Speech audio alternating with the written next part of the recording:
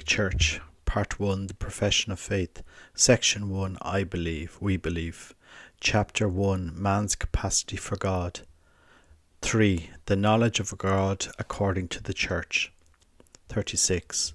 Our Holy Mother, the Church, holds and teaches that God, the first principle, and the last end of all things, can be known with certainty from the created world by natural light of human reason. Without this capacity, man would not be able to welcome God's revelation. Man has his capacity because he is created in the image of God. 37. In the historical conditions in which he finds himself, however, man experiences many difficulties in coming to know God by the light of reason alone. Though human reason, strictly speaking, truly capable by its own natural power and light of attaining to a true and certain knowledge of the one personal God who watches over and controls the world by his providence, and of the natural law written in our hearts by the Creator, yet there are many obstacles which prevent reason from the effective and fruitful use of this inborn faculty. For the truths that concern the revelations between God and man wholly transcend the visible order of things, and, if they are translated into human action and influence it, they call the self-surrender and abnegation. The human mind, in its turn, is hampered in the attaining of such truths, not only by the impact of the senses and the imagination, but also by the disordered appetites, which are the consequences of original sin. So it happens that man in such matters easily persuade themselves that what they would not like to be true is false, or at least doubtful. Pope Pius XII, Humani Generis. This is why man stands in the need of being enlightened by God's revelation, not only about those things that exceed his understanding, but also about those religious and moral truths which themselves are not beyond the grasp of human reason, so that even in the present condition of the human race, they can be known by all men with ease and with firm certainty, and with no admixture of error. Pope Pius XII, Humani Generis. 4. How can we speak about God? 39. In defending the ability of human reason to know God, the Church is expressing her confidence in the possibility of speaking about him to all men and with all men, and therefore of dialogue with other religions, with philosophy and science, as well as with unbelievers and atheists. 40. Since our knowledge of God is limited, our language about him is equally so. We can name God only by taking creatures as our starting point, and in accordance with our limited human ways of knowing and thinking. 41.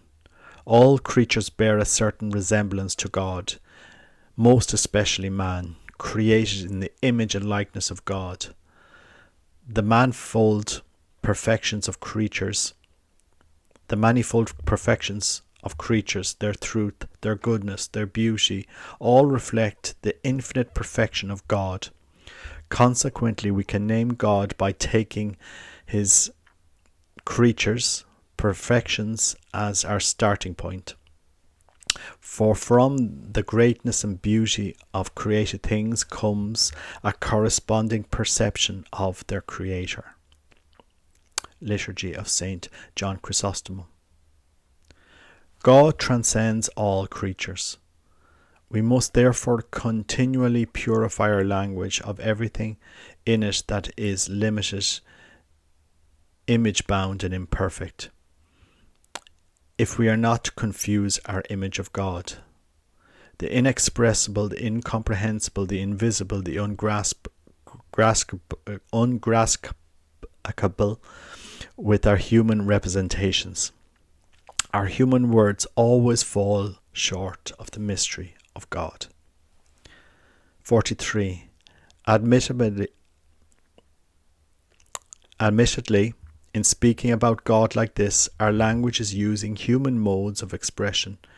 Nevertheless, it really does attain to God himself.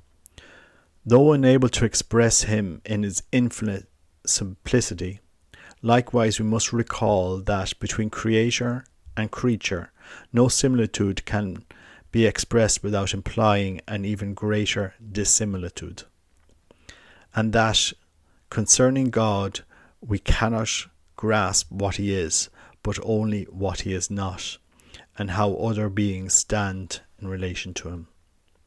St. Thomas Aquinas. 44. Man is by nature and vocation a religious being. Coming from God, going toward God, man lives a fully human life only if he freely lives by his bond with God. 45.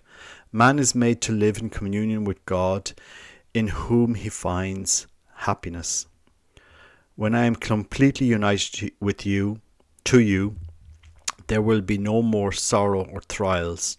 Entirely full of you, my life will be complete. St. Augustine. 46. When he listens to the message of creation and to the voice of conscience, man can arrive at certainty about the existence of God, the cause and the end of everything. 47. The Church teaches that the one true God, our Creator and Lord, can be known with certainty from his works by the natural light of human reason. Vatican Council I. 48. We really can name God, starting from the manifold perfections of his creatures, which are likeness of the infinitely perfect God, even if our limited language cannot exhaust this mystery. 49. Without the Creator, the creature vanishes. This is the reason why believers know that the love of Christ urges them to bring the light of the living God to those who do not know him or who reject him.